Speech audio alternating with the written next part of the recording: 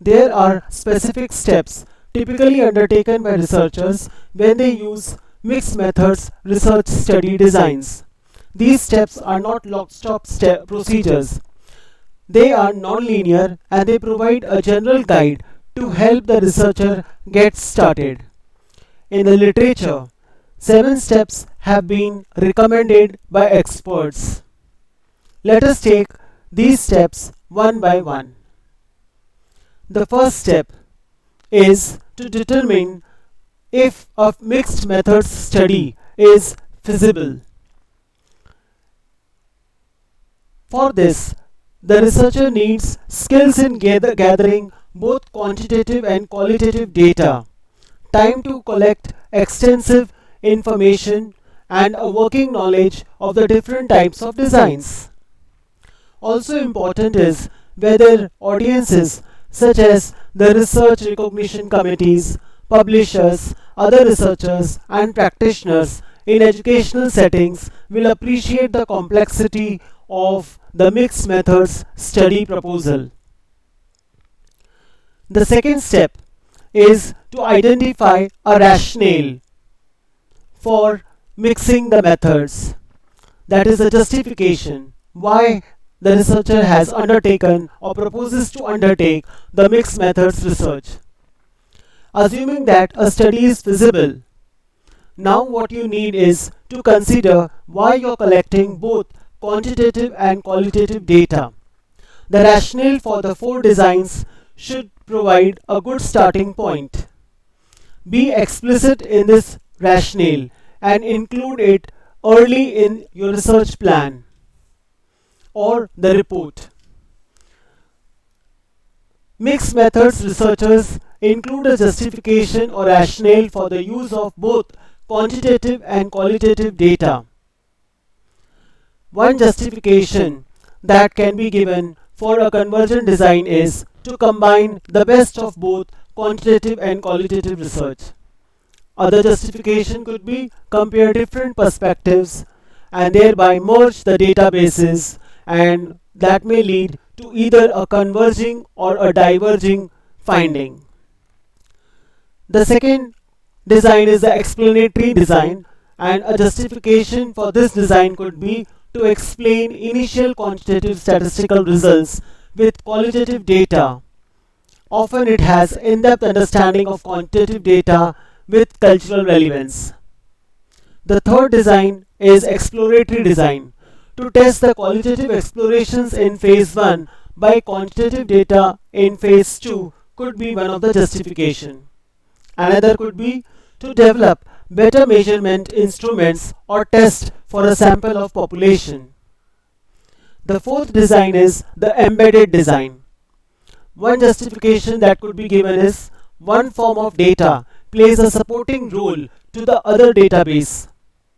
Another justification could be to understand experimental results and participant views or experiences within the context of the intervention. For transformative design, a justification could be to understand needed changes for a marginalized group and a call for action. Whereas for a multi-phase design, the justification could be to understand need for an impact of an intervention program through a formative and summative evaluation. Thus we find for quantitative and qualitative data, we have different justification. For quantitative data, we have justification to gather large data and generalize the results. Whereas for qualitative data, we have a justification that it permits an in-depth exploration of a few individuals. Let's now move towards step 3 of conducting mixed methods study. Step 3 is identifying a data collection strategy. For this, we require to plan the procedures for collecting data, and we require to know 4 aspects. We need to consider priority that you will give to quantitative and qualitative data, the sequence of your data collection if you do not plan to collect the data concurrently. The specific forms of quantitative data, example attendance records, and qualitative data, example pictures, that you intend to collect. Once you have made these decisions, the fourth aspect is to create a diagram of the procedures. For this, you require to use notation system and the models to help create the diagram. Let's now take these aspects one by one. Consider priority. So we have various options, three options in particular for prioritizing the data, and this has to be done in advance for the collection of quantitative and qualitative data. Quantitative and qualitative data may be given equal weightage. Quantitative data either could be of greater weight than qualitative data, or the qualitative data could be of greater weight than the quantitative data. So these are the three possibilities in a mixed methods study. Priority means that in the mixed methods design, the researcher places more emphasis on one type of data than on the other type of data. And this is reflected in the research written report, as well as it is also reflected in the proposal. This emphasis may result from personal experience with data collection that the researcher has, the need to understand one form of data before proceeding to the next, or the audience reading the research. Whatever be the reason, in examining a mixed method study for priority, you need to consider these factors and take that into account. Next, we see considering sequence. You have to advance the sequence of data collection either using concurrent or sequential approaches or some combination. Again, several options exist for sequencing of data. You collect both quantitative and qualitative data at the same time, that is the concurrent convergent approach. You collect it sequentially, quantitative data first followed by qualitative, or qualitative data first followed by quantitative. So that is reflected in explanatory as well as exploratory designs. And you collect both quantitative and qualitative at the same time as well as in sequence. So that is reflected in the advanced or the complex designs. In convergent design, we converge the findings, data collection simultaneously, and it is related to each other. When the quantitative is followed by qualitative, which is the case in explanatory design, we intend to explain quantitative results with qualitative data. Whereas when qualitative phase is followed by quantitative phase, then it is the exploratory design, and here the intention is to develop an instrument from qualitative design. So we find that the researcher needs to specify the sequence of data collection. The third aspect is to consider the forms of data to be collected. Here we find that as per quantitative and qualitative research, when we collect data through instruments such as questionnaire, closed-ended interview, closed-ended observations, and documents, example census, attendance records, we find they yield numeric scores. Whereas in qualitative research methods of data collection, open-ended interviews, open-ended questions on questionnaires have to be transcribed and we get a text data. Whereas in open-ended observation, the field notes, that is the text data, are generated from the researcher's notes. Documents, example private and public, will generate text data optically scanned from diaries, journals, letters, or official documents. Whereas we can also use audiovisual materials for data collection, which may generate image data from pictures, photography, or audio tapes. The diagram of the procedures need to be done in a systematic manner as per the recommended notation systems by experts and the various models for depicting the same. For drawing the diagram or the visualization, this particular table is helpful. Note here, we find on the left hand side the notation and the meaning, that is what it represents, and one example of it given by the expert. So uppercase letters means high priority or greater weight emphasis.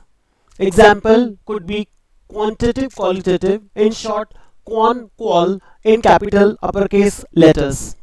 Similarly, lowercase letters indicate or represents lower priority or lesser weight or emphasis, whereas a plus sign means a convergent or concurrent design. The right direction arrow means sequential design. So, for example, qualitative high priority followed by quantitative low priority, or vice versa. The brackets mean embed within. For example, within quantitative, you embed the minor qualitative study. The arrows facing each other means recursive, recurrent, repetition of quantitative or qualitative data. And the square brackets mean study within a series. So these are the notation systems which we need to follow in order to create a diagram and depict our research design of the mixed method study as a model. Having understood this, let's now go to the next step, step number 4, concerned with developing quantitative, qualitative and mixed methods research questions. These questions could be both exploratory and analytic variable. These can be identified either prior to the mixed method study or they may emerge during the study. If it is a sequential design, second phase questions will emerge during the study. If it is a convergent design, we can afford to have the research questions before data collection. If it is a quantitative data or phase, note that it emphasizes relationship among independent variable and dependent variable. Usually, this is expressed in the null form, but are typically written to convey an alternative directional form. For example, the more mentoring, the greater the publications of faculty. For qualitative questions, note that these are open-ended and non-directional, and they seek to describe a phenomenon. Let us now take an example from each of the designs.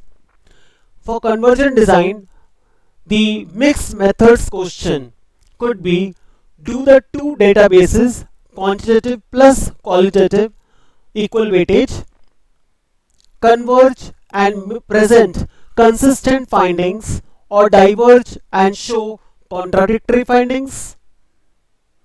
For explanatory design, the mixed methods question, research question could be: how does the qualitative low priority follow-up data help us to better understand the quantitative high priority first phase results? For exploratory mixed method research, the question could be: is the instrument we develop in the second phase as a result of exploring in the first phase a better instrument than those available to measure the variable? For embedded design, the mixed method question could be: how do the qualitative findings provide support and enhanced understanding for the quantitative results. For transformative design, the question could be, how can the social issue be better addressed using results from both quantitative and qualitative findings? So we find that usually the researchers are not familiar with this type of question. It is important that the mixed methods researchers um, get accustomed to this type of questioning, as these are unique to mixed methods and different from either the quantitative or the qualitative research designs, pure designs. Having understood this, let us now move towards step 5, which is concerned with collection of quantitative and qualitative data. Collecting data in a mixed method study follows rigorous quantitative procedures and persuasive qualitative procedures. For a mixed method study, the sequence of data collection depends on the design. However, in all designs, this phase will be lengthy and requires good organization of the information. Statistical programs and text analysis programs can provide useful systems for storing, managing, and recording the data. Step 6 is analyze data separately, concurrently, or both. Once again, let us focus on each of the design analysis. We begin with the first design, and that is the convergent design analysis. In this case, we find many examples in the literature. One of the examples could be a study about controversial art on college campuses. Example, it could be a painting or a novel. The researcher could collect and compare questionnaires from campus constituents and also interview data from administrators, faculty, and students. In the same, we can alternatively say that interview data and questionnaire scores combine to produce a new variable, such as the sensitivity of campus constituents to some forms of art. We can also quantify qualitative data. In the same example, we can reduce interview data to themes, make counts of each theme, compare frequency with descriptive statistics from questionnaire or scales. We can also do vice versa. So we find that there are various approaches in which we can implement convergent design analysis. One more final example, we can directly compare the quantitative results and qualitative findings in a table. A joint display can be depicted. This has been implemented by Lee and Green in 2007 research. They have arrayed quotes that showed both convergent and divergent findings from qualitative data. So remember that in convergent design, since we are collecting the data at the same time, simultaneously, it is the most difficult and controversial designs of all. We seem to converge or compare in some way the quantitative data, that is the scores, and the qualitative data, that is the text. Let's now understand the data collection and analysis in the explanatory design of mixed methods. So let us take this example of Bluestein et al. 1997 study, wherein the extreme cases are utilized to follow up in the qualitative phase. Remember, in explanatory, we have the quantitative high priority followed by the qualitative low priority phase. The researchers studied the transition of adults from school to work. Quantitative high priority involved correlation of measures. The measures were with respect to job satisfaction and congruence, and then they employed the results to provide an in-depth and focused approach to analyze the corresponding qualitative narratives. Remember, qualitative in this case, since it is explanatory, is of low priority. Specifically, they identified individuals with high and low scores. That means, through the quantitative data, they identified the extreme cases. And then the qualitative thematic analysis was done using interviews. Another reason for doing explanatory design could be to explain. So this is a study by Hotz in 1995 who studied attitudes and achievement of 7th and 8th science students. They first surveyed data on achievement and attitude were contradictory. In the second phase, they followed up with qualitative low priority phase in which they interviewed science teachers and the consultants. The third approach in analyzing data for explanatory design could be developing a typology. This is less frequently seen but is very important way of analyzing data. In this, we look for themes based on statistical results. For example, the survey of children in the earlier example could be followed by teacher interviews and then by census or document data from organizational school records.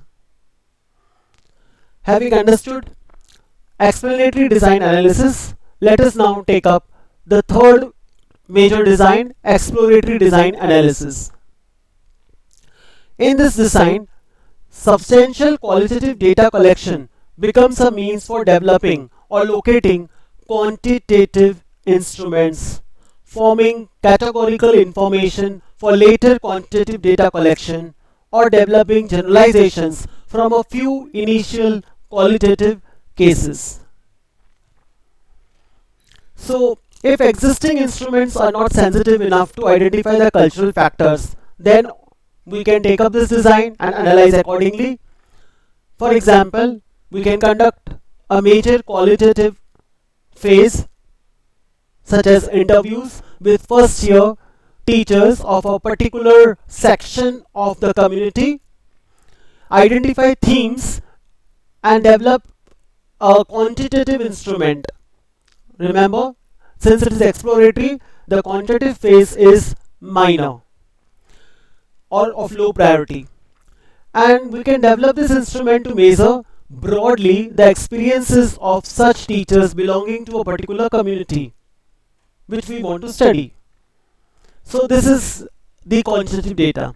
So we find how from qualitative high priority we move towards the quantitative low priority phase. This is the case where existing instruments are not sensitive enough to identify the cultural factors and we need to generate such an instrument well grounded in the qualitative data from the participants in the study. Alternatively, in the same study, after doing the qualitative phase and analysis, that is identify the themes, we can locate an instrument using the library resources. The third approach could be combine qualitative with quantitative data. So categorize experiences of the first year teachers of a particular community or a section of society into their stages of development. An example could be initiation, apprentice and recruit. And we can use this categorization in a correlation or regression analysis. And lastly, one more example for design analysis, data analysis for exploratory design is unusual or extreme cases might serve as a basis for extensive analysis across a population. So, in the same study, in the follow-up survey, study the first year teachers of a particular section of community or society who saw themselves as in the initiation phase of development. Let us now understand the fourth major design in mixed method study, embedded design analysis. So we find here that the quantitative and qualitative data are kept separate because the two data sets often reflect different questions. In an experiment, the outcome analysis is conducted for the quantitative data, the high priority data, and the process, that is qualitative low priority data, is analyzed for themes. In a study by Harrison in 2007, he conducted a correlational study. The analysis proceeded independently of each other since it is an embedded design, and in both the cases the results of the two databases can be interpreted together. How one reinforces the other or complements the other. In the sequential design with embedded design, use one form of analysis, example qualitative data collected and analyzed before an experiment, to inform the quantitative phase or the qualitative phase of the study. So in sequential, it can be either quantitative followed by qualitative or qualitative followed by quantitative. So I hope with these examples, the idea of matching the data analysis to a design is now clear to you. Let us now move towards the next step. Step 7 is concerned with writing a report as a one or two phase study or a multiple phase study, which is the final step of writing a scholarly report of the project. Here we find some variations in writing structure of mixed method studies. If it is a sequential design, the report is written in two phases and sections. The first section to specify the problem and the literature. The second section, data collection, analysis and interpretation.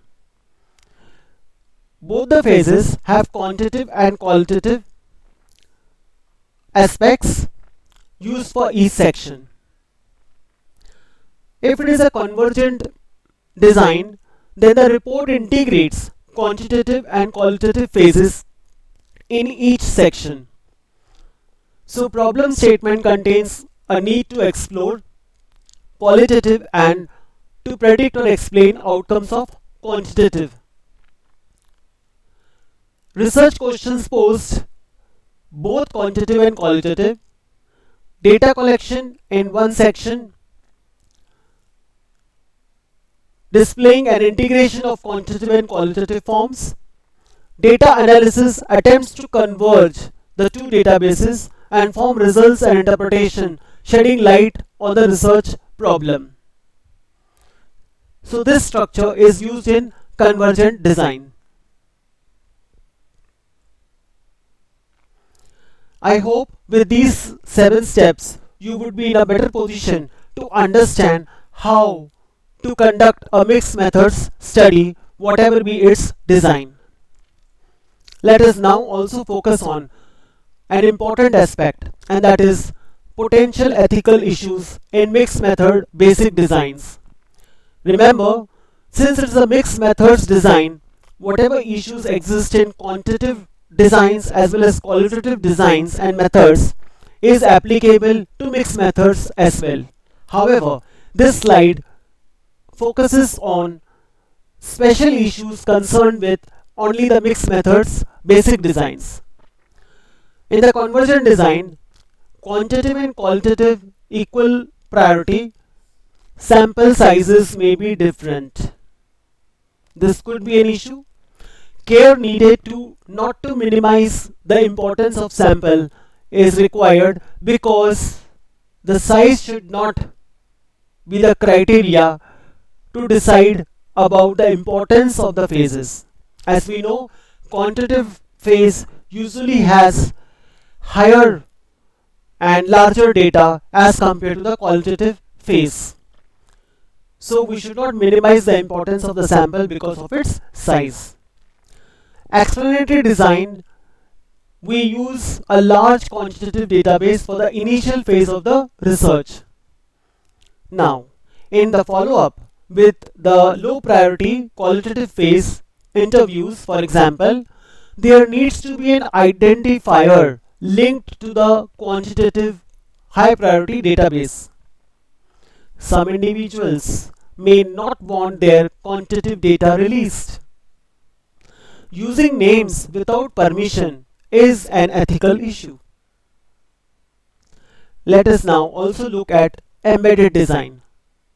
Conducting initial qualitative high priority interviews to build an intervention before an experiment may be helpful in designing it.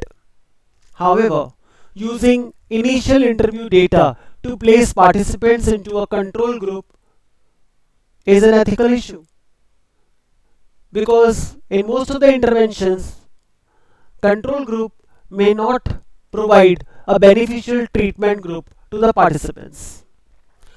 Well, there are many more ethical issues that can be encountered in a mixed method study. In this slide, I have taken only the basic designs and potential ethical issues therein. Now the question comes of evaluating a mixed methods design. There are specific aspects that people reading, evaluating and conducting a study might consider. In a high quality mixed methods study, according to Plano, Clark and Creswell in 2010, have recommended that the researcher describes that mixed method is the best approach to answer the research questions, because neither qualitative nor quantitative is adequate as an approach. The researcher incorporates both qualitative and quantitative data collection and analysis. The researcher explicitly combines or mixes the two data sets. The researcher uses rigorous quantitative and persuasive qualitative procedures of data collection and analysis. The researcher frames the study within one of the mixed method research designs. The researcher provides a diagram of the procedures to clarify the timing, priority, and mixing within the study. The researcher signals to the reader that the study is using mixed methods. Example, it may be signaled in the title, purpose statement, and methods section to indicate their awareness of this research design. To prepare this presentation, I have referred a number of reference books. I am hopeful that these references will be valuable to the participants. Please make a note of this and do refer these books, which are excellent books on the topic of steps in conducting a mixed methods study. Thank you.